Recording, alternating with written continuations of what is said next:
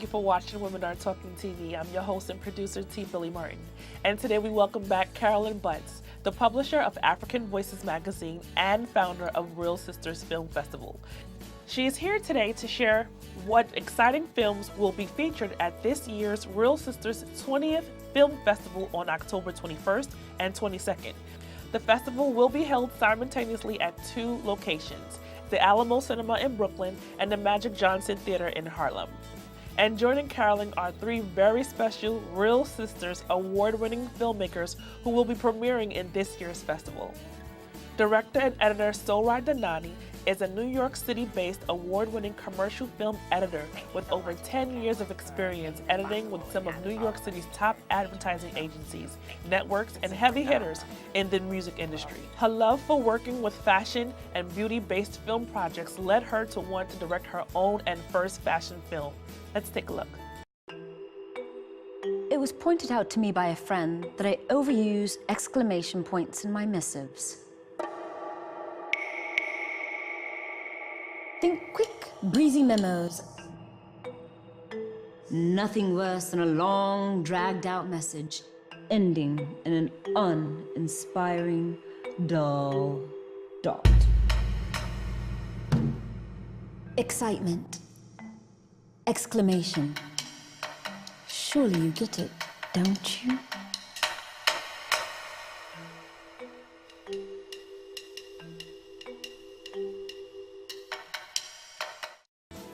Director and producer Carrie Hawks is queer and uses the pronouns they, them, and theirs and identify as genderqueer.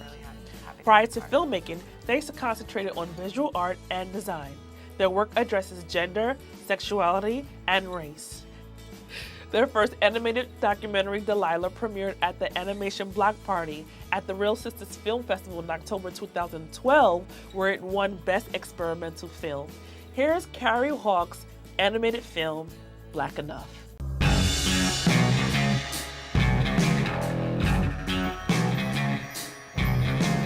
I've spent a lot of time trying to get this. Irrefutable acceptance of my blackness. But other people challenge me. Not because of my ancestry, because I break too many rules. Black bylaws. 23! You must like fried chicken and hot sauce. It's cool, guys. I still like watermelon. 81! Quit talking white, girl. Oreo, a black person made of white goo. So it's decided I'm not black enough. I think now maybe I feel more comfortable with white people, but and I have guilt about that. I feel bad about it. Marvel at the two-strand twist octopus. How fluid and graceful. It just stays in place without unraveling.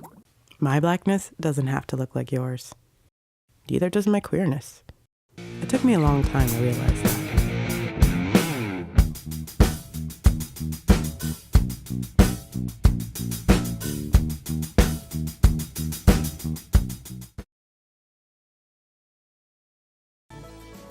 Director and producer Malika Nzinga is a graduate of the New York Conservatory of the Dramatic Arts and of Morgan State University's vocal department. Her most recent on-screen projects includes Marvel's Daredevil and Luke Cage, the Amazon pilot The Good Girls Revolt. So let's take a look at her current film, That's Why They Called Us Colored. Here's an update on the research I've been conducting on the Schlagpen family tree. I finally got in touch with a guy on the internet who found some Schlagpens. Now, when he called, I told him I was Schlagpen with an I. And he said he was Schlagpen with an E. Oh, surely we must be related in some kind of way. Always happy to meet some Schlagpens. She told me about a family reunion coming up.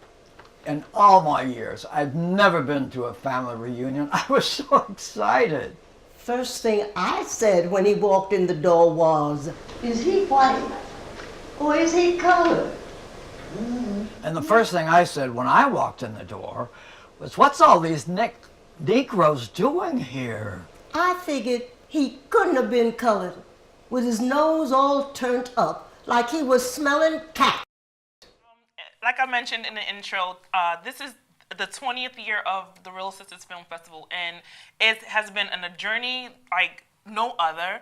And I'm very excited to be celebrating the 20th year. And I've been a part of the festival for amount of years, and I'm just like still excited about it. Every year we go around and do this. It's very intense and exciting and amazing. And the fun part about it is we get to meet some very exciting and talented filmmakers who I love to like brag about that I got to meet them before they blow up and forgive me.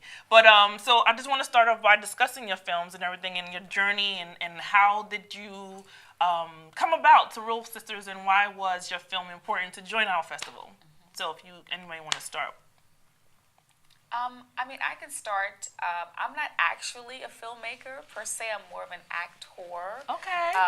But there's a passion project that I've been in love with for years, which has these two amazing actors, Vinnie Burrows, who is going to be honored pretty soon, and Rod Bladell. They are both senior actors, and I just kind of wanted to capture them on film, and as opposed to just getting a camera and recording them on stage, I said, well, why don't I try to do something different? And it turned into a short film, which is really kind of exciting. And your film is called again? It's called That's Why They Calls Us Colored. Who came up with that title? The writer, J.E. Franklin. Okay. It's got a longer title, but it's a film, so I had to kind of shorten it a little bit. But it's that is why they call us colored, because we come in so many different shades. And I mean, when you see the film, at Real Sisters, right, at the film festival, absolutely. I think people will get that feeling. It's a journey of self-discovery, basically. Okay. So, Black Enough. That was pretty easy to pronounce. Yeah, no. Black, what made you decide to come to this film? Well, I think I've been working on this film all my life. Growing up a lot, like, you had to do, you had to have the new Dr. Dre album, or you had to have these sneakers, you had to do something. It was all these, I felt like I was always failing, like, what it is to be Black enough. And I was like, no, like, I really am. And then I interviewed my family, and I also have part of my great-grandmother's autobiography in it. And I felt like they had also been dealing with those questions. And then by making the film, it was kind of like loving myself and like being like, no, I am, and I'm gonna put it out there, and it's done, and I'm Black enough. Okay. For Just me. so we know, what's your background? What is your? I mean, both my parents are Black-ish. When I was 25, my dad was we were at a music and social change conference, and he said, well, as a mixed-race person, and I was like, what are you talking about, mixed-race person? But my grandfather on his side passed for white some of the time when it gave him economic benefits. So it's always been a question in my family. And then, like, me versus my brother, he's a lot, he's more like chocolate colored than I am. So people never thought we were like brother and sister. They thought maybe we're dating or maybe someone's adopted. It's just, but there's so much diversity within Black people and within Black families. So I felt like it's a great way to get that story out there, and it's animated, so it kind of brings more people in. And then using humor, it also, like, you can talk about difficult things, but if you're making people laugh, they'll listen to it more. In your film, you said your film is animated. You're also an illustrator, and, Yes. and you've been in animation for how many years again? Well, I've been in graphic design, I guess, for like 8 years. And then I started doing animation, and my first animated documentary was at Real Sisters in 2012. 2012, yeah. Wow. Yeah, so then this one, I'd been working on this one, and so I finally finished it now. And you draw by yourself? Yeah. Yeah, I did I have like 1 or 2 pieces of art that I brought in, and then like maybe 5 or so minutes of footage, but then the rest is like by hand or on the computer, and then I animated it, and so it took a while. How long? I worked on it off and on for 7 years, but Wow. I made the other films and Clink, clink, clink, clink. 2.5 other films while doing this one, because it changed even while I was making it. So have your family seen the film yet? They did. And I showed it to them right after Christmas. Oh, and what was their reaction?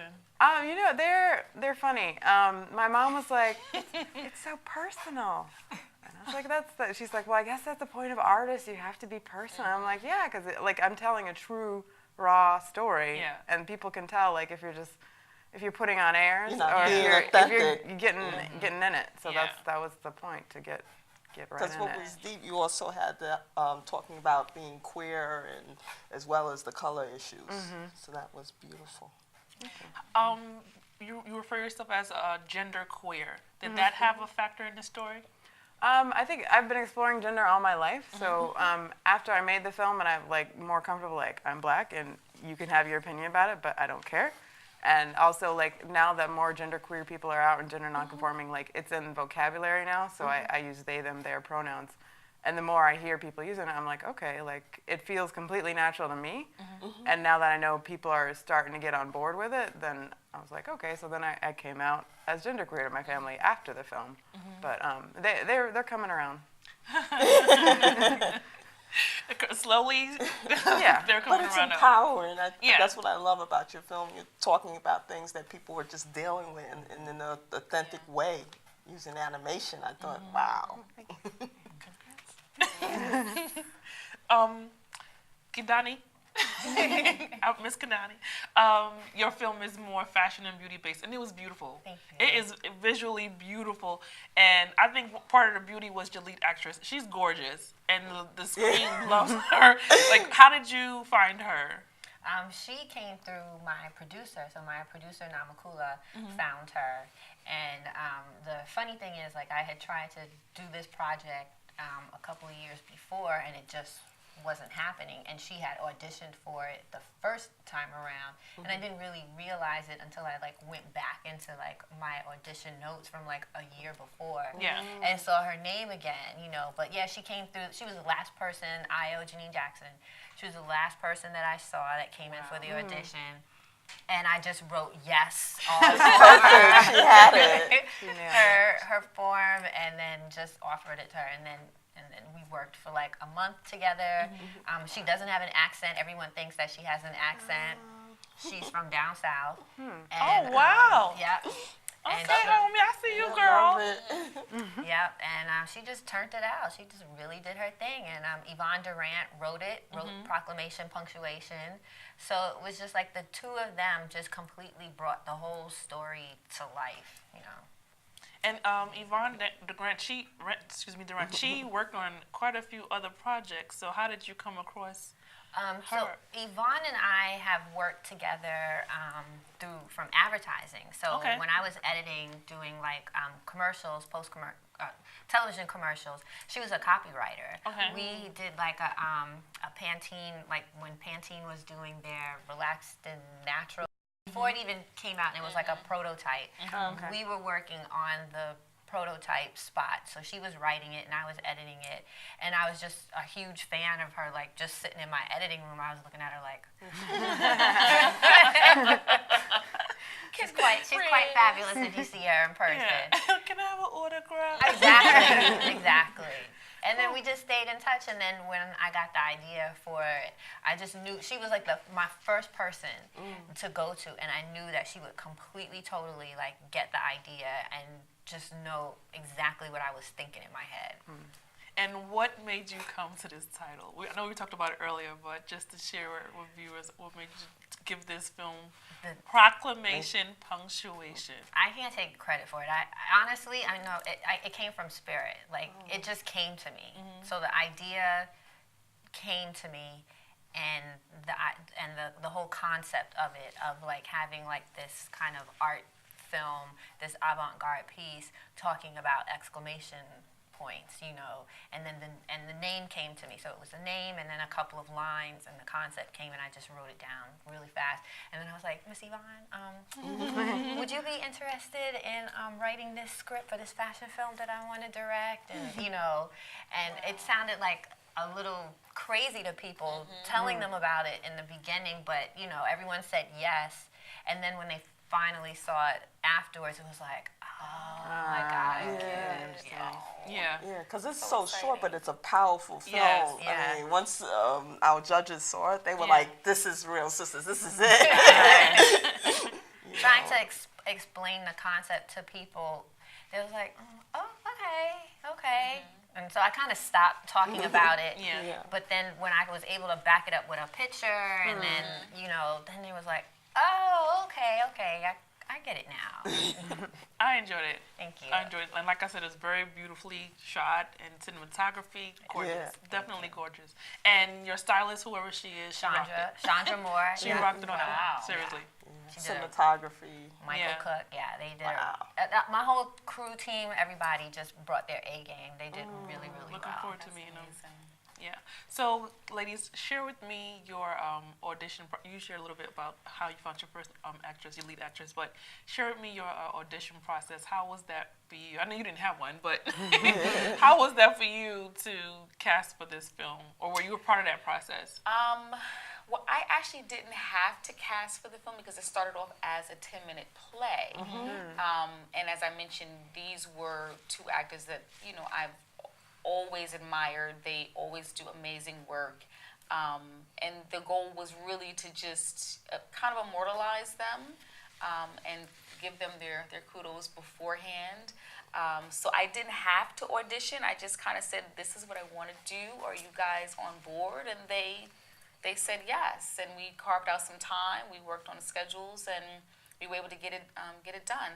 I had, friends that follow me and, are always willing to kind of do whatever. And so they say, well, yeah, we'll be at the background and, we'll do whatever you tell us to do. So I really didn't have to do a huge audition process. I did actually have to reach out some feelers for one additional person because I really wanted to just add a little bit more professional actors into the mix. And so someone recommended Mizan Nunez, who is a fair-skinned woman. She's your complexion, beautiful, big-haired woman.